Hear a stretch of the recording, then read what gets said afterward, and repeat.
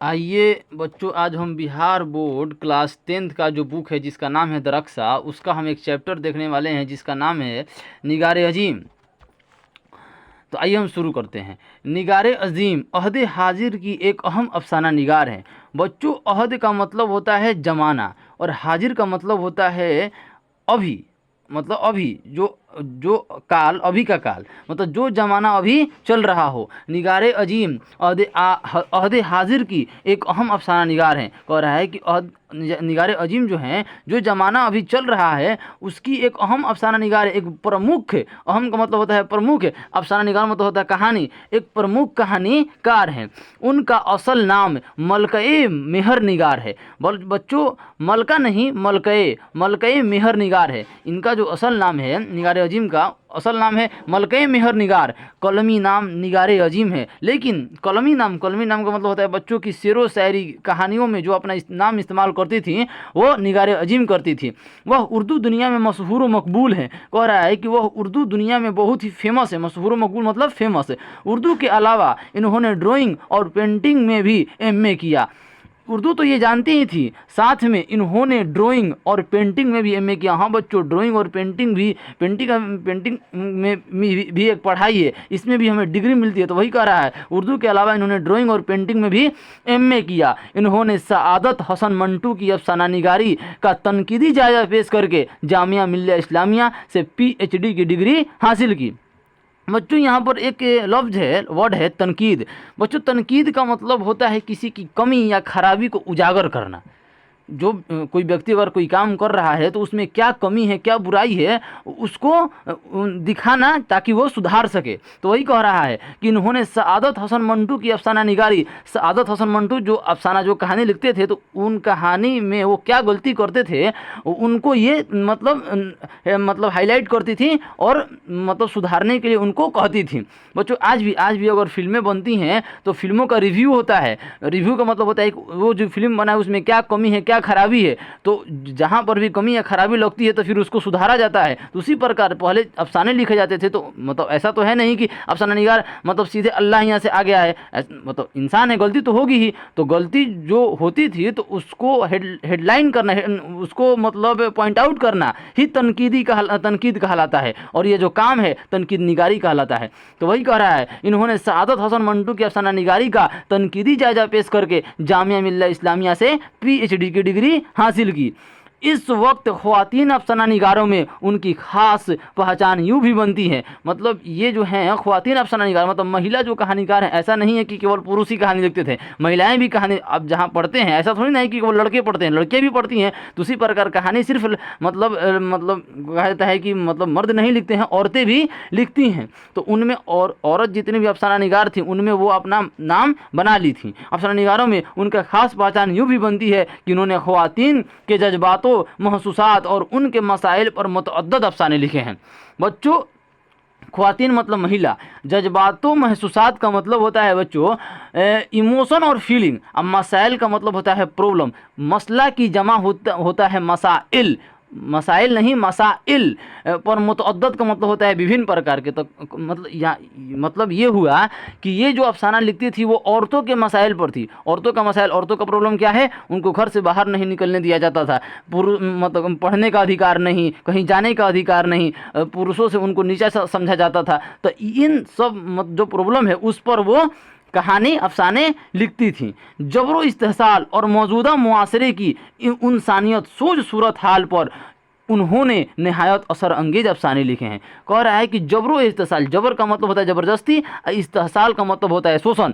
जो शोषण और जो ज़बरदस्ती महिलाओं के साथ समाज में, मुआसरा मतलब समाज में किया जा रहा था, उस पर उन्होंने बहुत ही मतलब गंभीर अफसाने लिखे जिसको पढ़कर दिल पर बहुत ही गहरी छाप पड़ती है। तो वही कह रहे असर अंगेज मतलब बहुत ही गहरी छाप वाला मतलब अफसाना लिखी। निगारे अजीम के अफसानों का पहला मजमुआ का मतलब होता है संग्रह। जब 4 या 5 अफसाने एक साथ मिला दिए जाते हैं तो उसको हम मजमुआ संग्रह बोलते हैं। तो निगारे अजीम के अफसानों का पहला मजमुआ अक्स के नाम से 1990 में शाये हुआ। उसके बाद 1999 में मजमुआ गहन शाये हुआ। शाये मतलब होता है प्रकाशित। अफसानों के अलावा उन्होंने सफ़रनामे और तनकीद के मैदान में भी नुमाया काम किए हैं। कह रहा है कि मतलब वो अफसाना तो लिखती ही थी, साथ में वो सफ़रनामे और तनकीद। तनकीद तो मैंने आपको अभी समझाया। सफ़रनामे का मतलब होता है बच्चों यात्रा वृत्तांत। आप लोग 8th क्लास की जो लोग उर्दू वाले बच्चे हैं उनकी 8th क्लास का हिंदी चलता है, तो 8th क्लास में एक चैप्टर है यात्रा वृत्तांत, तो वही सफ़रनामा। यात्रा वृत्तांत मतलब बच्चों, यात्रा वृत्तांत का मतलब होता है कि कहीं पर कोई शायर गया, कोई मतलब कहानीकार गया और वहाँ पर उसने जो देखा एक कहानी के शक्ल में लिख दिया, तो उसी को बोलते हैं हम यात्रा। यात्रा से बना है यात्रा वृत्तांत। वही कह रहा है सफ़रनामे और तनकीदी के मैदान में भी नुमाया काम किए हैं। इन्होंने हरचरण सिंह चावला की शख्सियत और फ़न का जायज़ा पेश किया है। बहादुर शाह जफ़र की शख्सियत और उनकी शायरी पर भी उनकी अहम तनकीद किताब शाये हो चुकी है। निगार अजीम ने गिरद आवारगी के नाम से एक सफ़रनामा भी लिखा है जो खासा मकबूल है। मतलब गिरद आवारगी नाम का एक यात्रा वृत्तांत लिखी हैं जो बहुत ही फेमस है। आइए बच्चों हम अब कहानी को समझते हैं। कह रहा है आशियाना। बच्चों आशियाना का मतलब होता है घर। घर बहुत ही संकट से बनता है, बहुत मेहनत के बाद बनता है। तो आपके जो मम्मी पापा हैं आपके लिए जो घर बनाए हैं वो बहुत ही मेहनत से बनाए हैं। उस घर के साथ आपके मम्मी पापा की इमोशन जुड़ी हुई हैं। अगर वो घर मान लीजिए टूटता है या कुछ उसके साथ गलत होता है तो उनकी भावनाओं, आपके मम्मी पापा की भावनाओं पर बहुत ही अधिक चोट पड़ती है, क्योंकि उन्होंने बहुत ही मेहनत के साथ उस घर को बनाया है। अपना आशियाना अपना बना। कहा जाता है बच्चों कि ज़िंदगी को जीने के लिए 3 मूलभूत आवश्यकताएं हैं। कौन कौन? रोटी, कपड़ा और मकान। इन 3 चीज़ों के लिए ही मनुष्य दर दर भटकता है, दर दर की ठोकरें खाता है।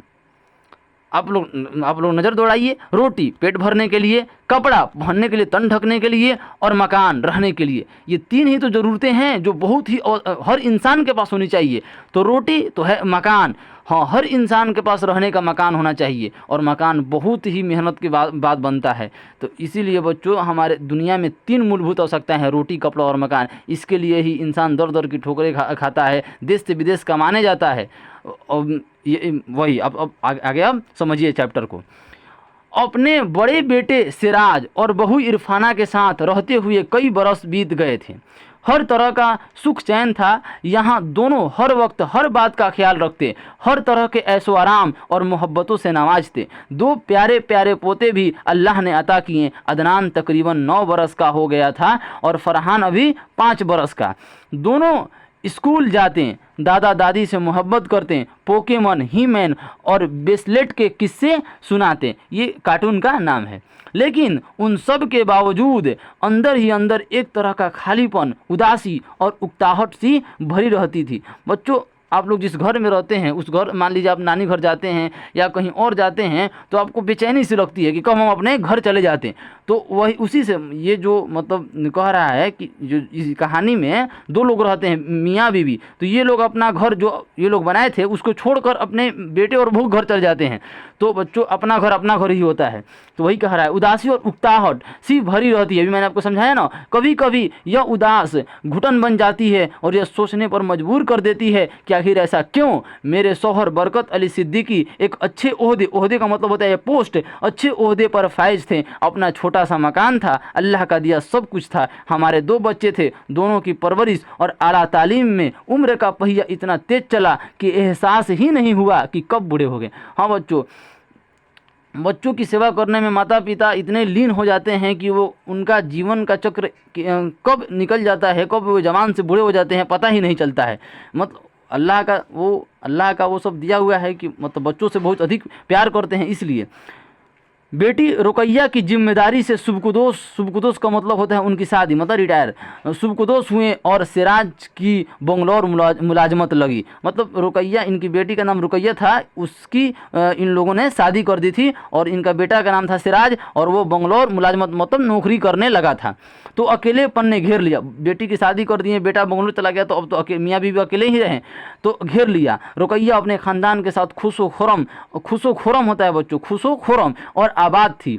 शुरू शुरू में तो जल्दी जल्दी बेटी दामाद आते, लेकिन जैसे जैसे दिन गुजरे उनके मसरूफ़तें बढ़ीं तो बस बतौर मेहमान आते। मतलब शुरू शुरू जब शादी हुआ था तो वो लोग एक या 2 दिन गैप करके आ जाते थे, लेकिन मतलब उसके बाद वो अपनी लाइफ में बिजी हो गए। कभी कभार बतौर मेहमान रोज थोड़ी ना आते हैं, कभी कभार आते हैं, तो उसी प्रकार वो लोग आते थे, बतौर मेहमान आते। और फिर सिराज की शादी हुई और वह भी अपनी बीवी के साथ बंगलौर आबाद हो गया। लेकिन बरकत जैसे ही रिटायर हुए, सिराज और इरफाना जिद पकड़कर अपने साथ बंगलौर ले गए। जब बरकत अली सिद्दीकी जैसे ही अपने नौकरी से रिटायर हुए तो उनके बहू और बेटे जिद करने के नहीं, आप लोग यहीं पर आकर रहिए। कहाँ? बंगलौर। और वह आशियाना जो हमने तिनका तिनका करके बनाया था, बेटे बहू की मोहब्बत में बहुत दूर छूट गया। बेटे बहू ने खिदमत गुजारी और दिलजोई में, खिदमत गुजारी मतलब सेवा पानी, और दिल से सेवा करना, दिलजोई मतलब दिल से सेवा करना, दिलजोई में दिन रात एक कर दिए। कभी कभी हम दोनों मियाँ बीवी इस खिदमत से शर्मसार भी होते हैं। मतलब इतना वो ज़्यादा सेवा करते थे कि हम लोग को शर्मिंदा भी लगता था कि हम लोग आके ऐसे ही बैठे हैं, सेवा पानी करवा रहे हैं। जब नाश्ते की मेज पर बहू स्लाइस बच्चों ऐसे देखिए, स्लाइस SLIC, आम की स्लाइस मतलब आम का मतलब एक टुकड़ा, स्लाइस मतलब होता है टुकड़ा, तो वही कह रहा है। मेज पर बहू स्लाइस पर मक्खन की मोटी तह, रोटी पर मक्खन, वही कह रहा है, मक्खन की मोटी तह लगाकर पेश करती तो यह भी मुस्कुराते और मैं भी हंस पड़ती और कहती, प्यारी बहू रानी, इस उम्र में इतना मक्खन खिलाओगी तो 10 बीमारियां और पल जाएंगी और तुम्हारा काम और बढ़ जाएगा। अल्लाह ना करे अम्मी जान, उनकी बहू बोलती है, बीमार हो आपके दुश्मन, ऐसा ना कहिए, इस उम्र में खाएंगी नहीं तो ताकत कहाँ से आएगी। क्यों अब्बू जान? और अब्बू जान मुस्कुरा पड़ते हैं।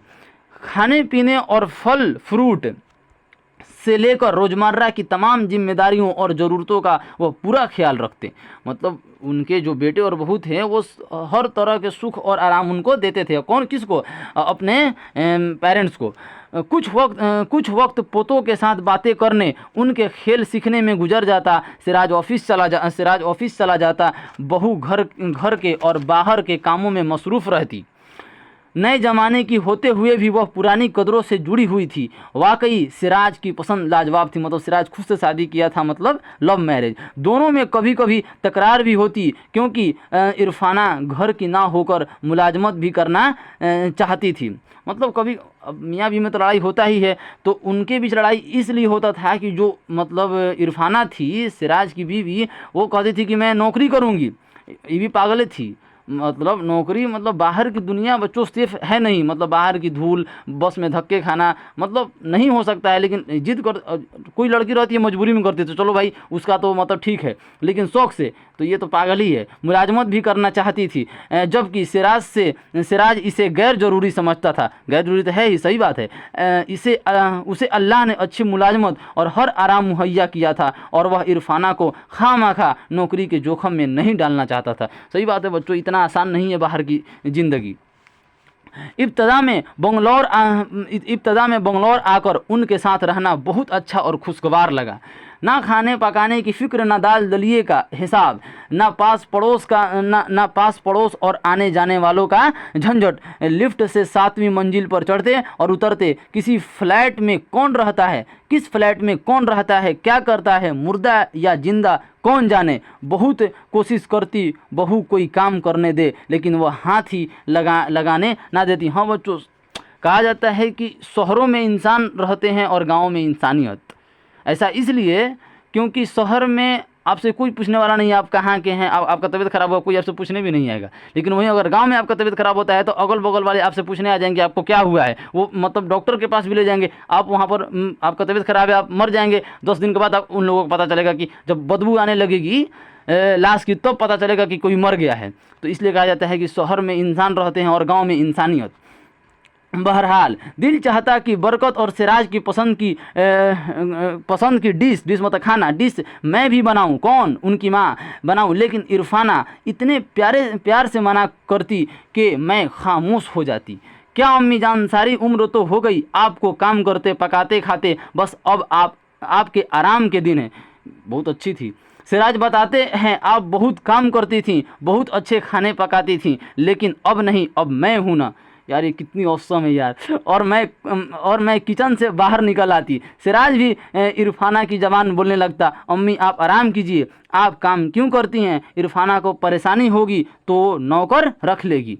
हालांकि सफाई सुथराई, बर्तन झाड़ू और कपड़े धोने के लिए दो दो आया मतलब नौकरानी लगी हुई थी, लेकिन इरफाना हमेशा खुद ही पकाती, अच्छा और जायकादार पकाती, मतलब अच्छा पकाती और टेस्टी, जायकादार मतलब टेस्टी पकाती। मुझे कई मर्तबा एहसास हुआ कि दो दो मुलाजमों को पैसा, मुलाजम मतलब नौकरों को पैसा जाता है। यह छोटे मोटे घर के काम तो मैं भी कर सकती हूँ, लेकिन सिराज और इरफाना ने इस तरह कभी नहीं सोचा कि मैं काम करूँ। गांव के लोगों को सबसे ज़रूरी बात है कि पैसा कैसे बचाया जाए। अरे ये भी तो देखना चाहिए कि दो काम करने वाली आ रही है, वो काम करने के बदले उसे घर का रोजी रोटी चल रहा है, उसके बच्चे पढ़ते होंगे, वो दो वक्त का अच्छे से खाना खाती होगी, तो नहीं, पैसा बचाना ज़रूरी है। इन्हें तो मेरा आराम बेहद पसंद था। कभी कभी किसी काम के लिए मुलाजमा को टोकती कि सब्जी ऐसे धो, फ्रिज में ऐसे रखो, कपड़े ऐसे फैलाओ, सफ़ेद कपड़ों के साथ रंगीन कपड़े ना धो, तो सिराज फ़ौरन बोल पड़ता, अरे अम्मी यह दर्द सर आप क्यों मोल लेती हैं, इसके लिए तो आपकी बहू ही काफ़ी हैं, आप क्यों परेशान होती हैं। अब मैं क्या समझाऊं कि मैं परेशान नहीं हूं, इस घर पर अपना हक समझती हूं। यह मेरे बेटे और बहू का घर है, यह घर पराया नहीं है। सफाई सुथराई या घर के काम पर मैं नज़र नहीं रखूंगी तो कौन रखेगा। आखिर मैं घर की बड़ी हूँ, बहू पर अभी से इतनी जिम्मेदारियाँ ठीक नहीं, लेकिन मैं ऐसा कुछ भी नहीं कहती, बस खामोश हो जाती। वो मन में ये बातें कह रही हैं। दरअसल इरफाना ने अपने घर के निज़ाम और हकूक़, निज़ाम मतलब होता है प्रणाली, आपने सुना होगा निज़ाम शमसी, सौर मंडल को उर्दू में हम बोलते हैं निज़ाम शमसी, जिसको हम अंग्रेजी में बोलते हैं सोलर सिस्टम। तो वही कह रहा है, घर के निज़ाम, घर का जो सिस्टम है, और हकूक़, हक की जमा हकूक़ में किसी दखल अंदाजी की गुंजाइश ही नहीं छोड़ती थी। मतलब वो सारा घर का काम बहुत ही परफेक्शन के साथ करती थी।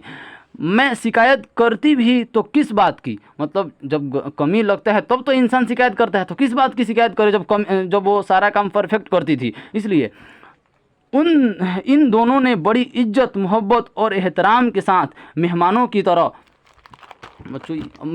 तरह अपने घर में और दिल में जगह दी थी। किनको? अपने अम्मी अब्बू को। जब कभी दोनों में नाराज़गी या खटपट होती तो मौका देखकर सिराज से कहती, बहू अगर मुलाजमत करना चाहती है तो करने दो, पढ़ी लिखी है, आजकल सब लड़कियां करती हैं, और फिर मैं हूँ ना, घर की तमाम जिम्मेदारियाँ मैं संभाल लूँगी, खाली ही तो बैठी रहती हूँ, यहाँ मुझे कोई काम ही नहीं है। फिर दो आया लगी हुई है। नहीं अम्मी, यह मसला नहीं है, इन बड़े शहरों के मसाइल ही दूसरे हैं, मसला की जमा मसाइल दूसरे हैं।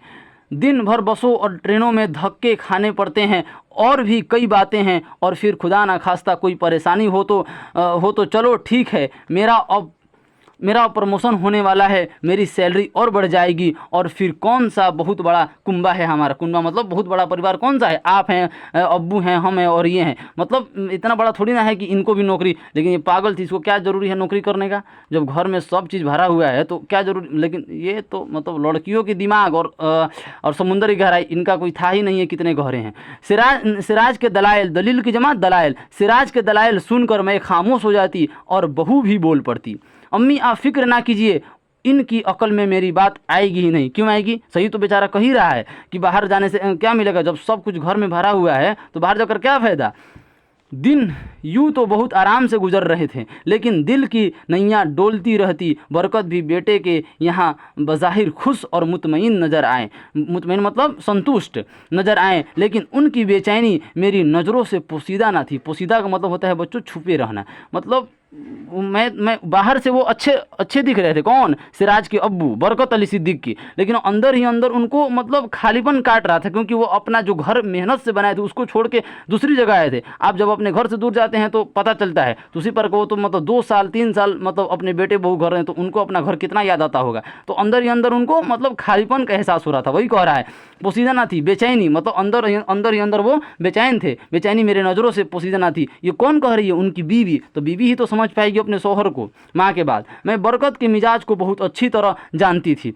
ये कह रही हैं उनकी बीवी कि मैं बरकत अली सिद्दीकी के जो मिजाज है, उनका जो दिमाग है, उनको बहुत अच्छी तरीके से समझती थी, लेकिन एक अनजाना सा खौफ मुझे उनके दिल के तारों को छेड़ने से रोके रखता, लेकिन मैं कुछ बोलती ना थी। इसमें रत्ती बराबर भी शक नहीं कि हमारा बेटा और बहू बहुत लायक, बाअदब का मतलब होता है बहुत अदब वाले, बा आवाज़ें बुलंद, मतलब बहुत तेज़ से पढ़ो, बाअदब और हज़ारों में एक थे।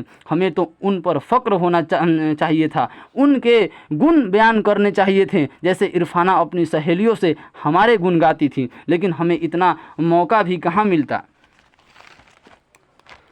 मिलता था, या फिर शायद हम खुद को ही नहीं समझ सके कि हम चाहते क्या हैं। अपना हाथ अख्तियार, अपनी बादशाहत, हम उम्र साथी, ऐशो आराम, या फिर अपनापन।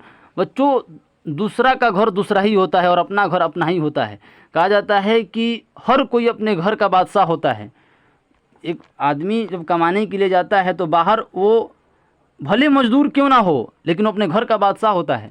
इसीलिए बाहर आपको मतलब 3 टाइम अच्छा से खाना मिले, हर चीज़ का ऐशो आराम मिले, लेकिन वो अपना घर ना हो तो एक अंदर एक अजीब ही फीलिंग होती है अपना घर और पराए घर में। तो वही कह रहा है बच्चों कि अपना हाथ अख्तियार, अपने घर में अपना अख्तियार है, मतलब अपना जो हम चाहे बोल सकते हैं। अपना अख्तियार मतलब अपना कब्जा है, अपनी बादशाहत है, बादशाहत मतलब अपना राज चलता है। हम उम्र साथी हैं, अपने हैं, माँ है, बाप है, ऐशो आराम है। ऐशो आराम हो भी ना हो, 2 वक्त का खाना हो भी ना हो, लेकिन अपना घर हो तो सुकून मिलता है। वही कह रहा है। हम सब जब कभी एक साथ बैठते और पुरानी बातें छेड़ते तो मुझे एहसास होता बरकत के अंदर भी कहीं ना कहीं मायूसी पनप रही है। जाहिर सी बातें पनपेगी, क्योंकि अपना तो घर तो था ही नहीं।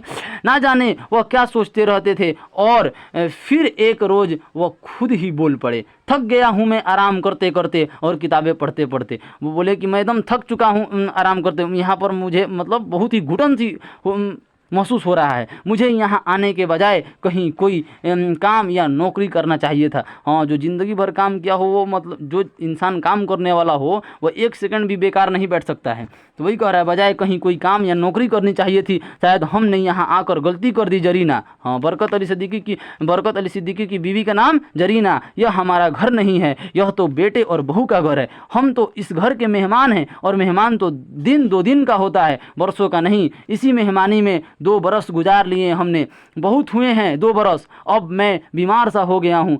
हाँ, अगर गाड़ी आपने नया खरीदा और उसको चलाएंगे नहीं, मतलब खड़ी कर देंगे तो ख़राब तो होगी ही। उसी प्रकार शरीर है, इसको चलाएंगे नहीं, घुमाएंगे नहीं तो ख़राब तो होगा ही। क्या तुम अपने बेटे बहू को छोड़कर मेरे साथ अपने छोटे से घर में वापस चलोगी? ये बात किससे बोलते हैं? अपनी बीवी से, कि तुम क्या जो हम लोग अपना घर बनाए थे क्या उसी में चलोगी? मुझे अब यहाँ नहीं रहना है। जहाँ तुम पकाओगी और मैं खाऊंगा, चटनी रोटी ही सही, मतलब नमक रोटी ही सही। अपना पड़ोस होगा, शाम होगी, महफिलें होंगी, और फिर बेटा बहू छूट थोड़ी ही जाएंगे। हम सब आते जाते रहेंगे। बरकत की मोहब्बत, अपनायत और खुद एतमादी ने मेरे अंदर सैकड़ों चिराग रोशन कर दिए, और हमने फिर अपना आशियाना आबाद करने का फ़ैसला ले लिया, अपने घर में जाने का फ़ैसला ले लिया। बच्चों, आज के लिए हम इतना ही रखते हैं। आगे का चैप्टर समझना हो तो मुझे कमेंट में ज़रूर बताएं। धन्यवाद।